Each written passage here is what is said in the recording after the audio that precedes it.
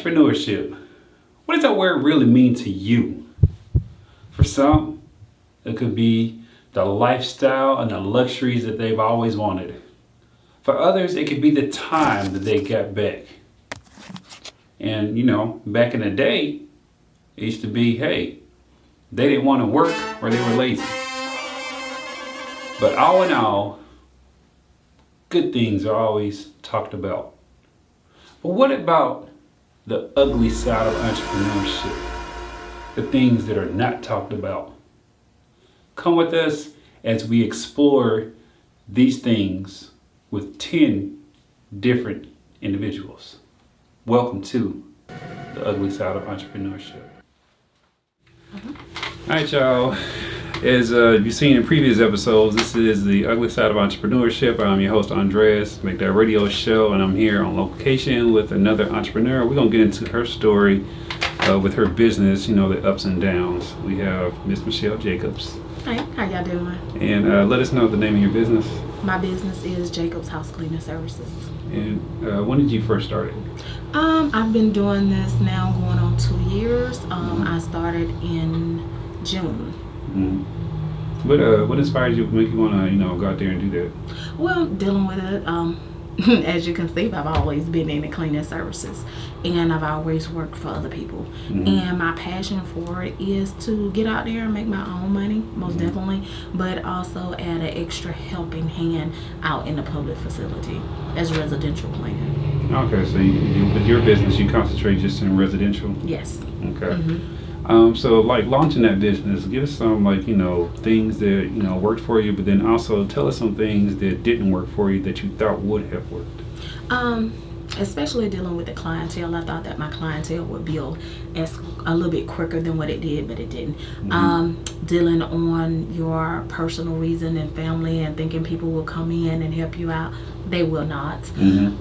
And then most definitely on the financial side of making sure that you have the right supplies and your transportation is where it needs to be. You run into a lot of difficult areas in that also. And then making sure that the equipment that you're using, we tend to, when you first start off, buy cheaper stuff, but that's not always the good part of it, because you buy cheaper stuff, it don't last as long. Yeah. So then you're still coming out your pocket, buying other stuff. So, it's the different avenues of, you do this to counteract that, and then you get the good part of it, then you get the worst part of it. Mm-hmm. So it's always an incentive to, if you're going to buy the best.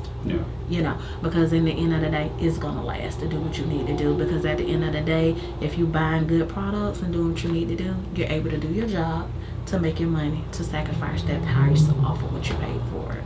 So when you first started, what let's see, I just had this framed up real quick. What limitations did you have first starting off? Limitation was, I actually put a boundary for myself as a limitation, and that was like, okay, now you're official. Mm-hmm. Okay, so I need to get business licenses, I get business insurance. Oh, I can't afford this, I can't afford that.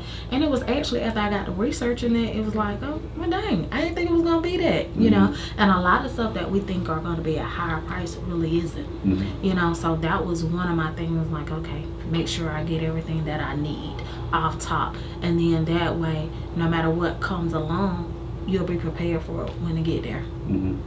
Okay, so how are you able to attract your first client?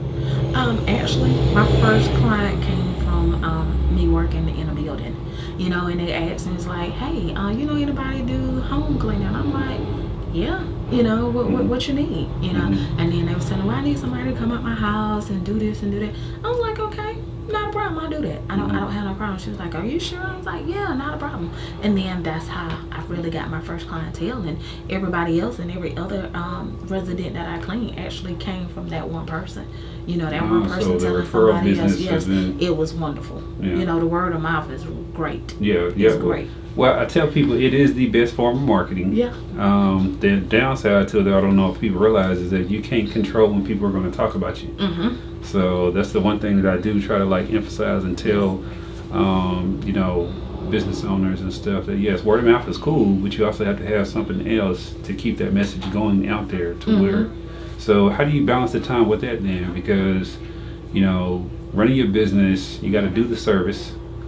You got to secure the clients and everything, but you also got to do like, you know, the behind the scenes stuff, making sure, you know, people are being, they're paying you, things of that nature, make sure you're quoting right, Exactly. making sure you're not, what is it, I'm sorry, I know Michael Martin, who just walked in. Yeah. Making sure, you know, you're not underselling yourself as well. Yeah, exactly. Well, the thing with me, and that was one thing that I did learn, is that I do not give nobody a quote over the phone. It's nothing. I have to come out, see the premises, let me know what you want and what you don't want, because you have a tendency to quote something before you see it, and then you get there and you be like, oh my God, like, no, I should have did this. So I tell nobody, no, I come out to the premises. If we cannot do that, we're going to do a video chat, and I want you to walk me through the premises and tell me what you need to do, because sometimes you'll get there and they'll be like, okay, but I need you to do this and I need you to do this.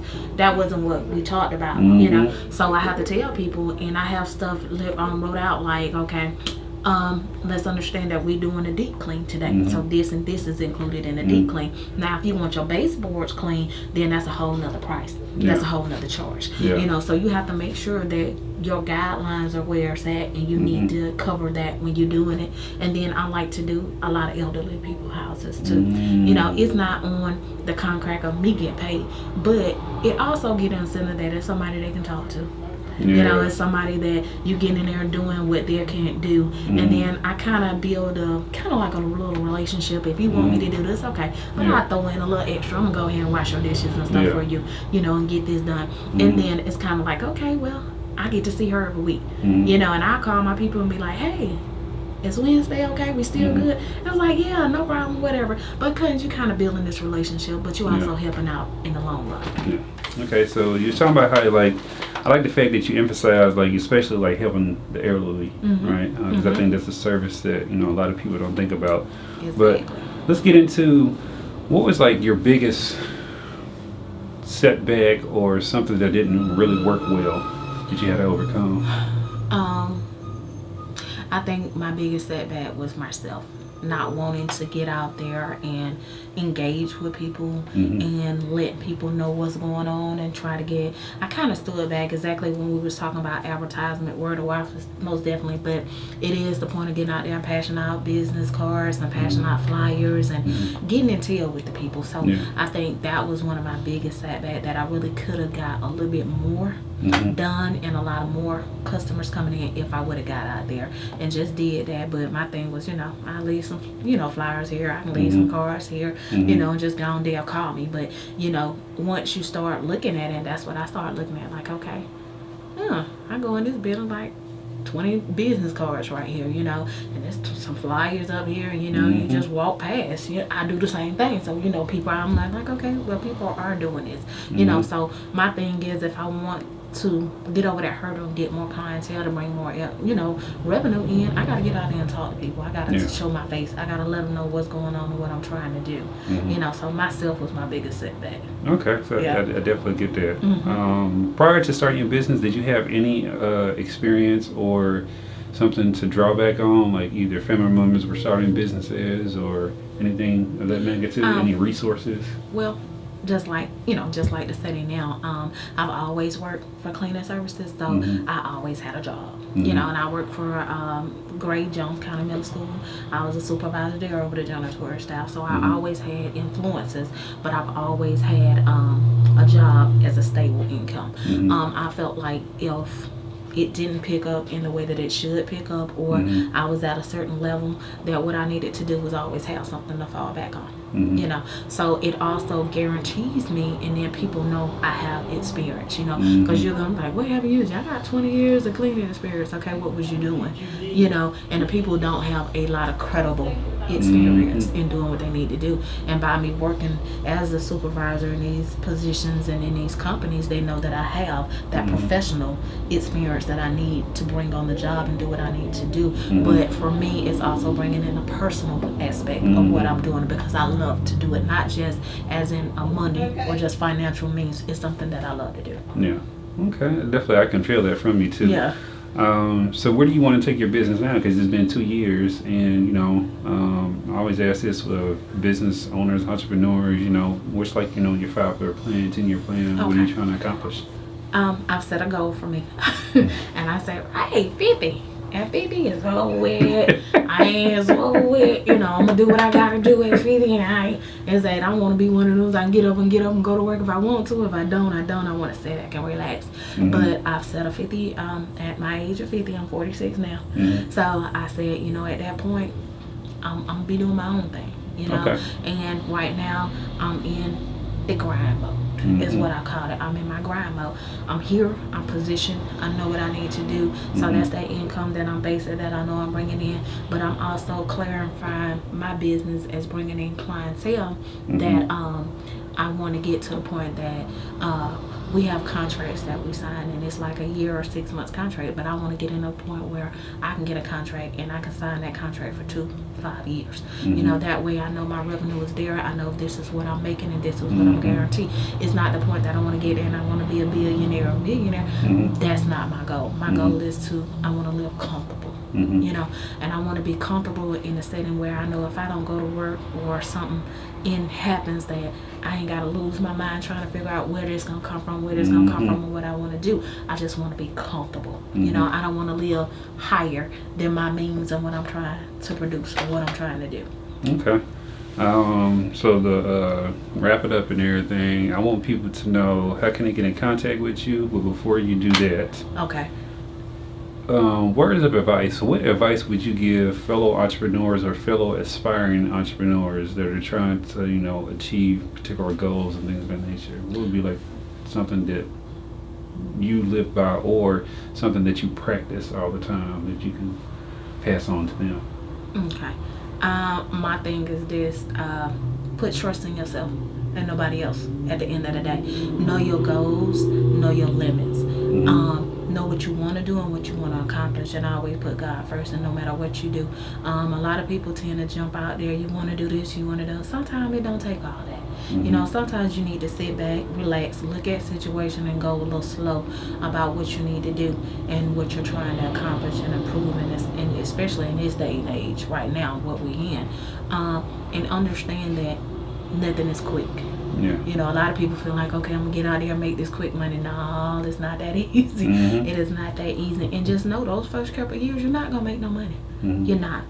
Just simple, because the more you make, it's gonna seem like the more you have to spend out. But at that same time, you're building your products on mm-hmm. what you need to do and what you need to buy and what you need to surface for this, where you can have that. So don't look at that as a downfall. Just look mm-hmm. at that as something that you climbing that ladder to what you need to get to. Okay, and let people know how can they reach you via, whichever avenues you have. Some people use social media, some people use phone numbers, some people use websites. With me, I do have a Facebook page, which is Jacob's House Cleaning Company, LLC, on Facebook. My work number is 478-227-2876. My email is michellejacobs@0503@gmail.com. And I do have a web page, which is Jacob's House Cleaning Service on the web now.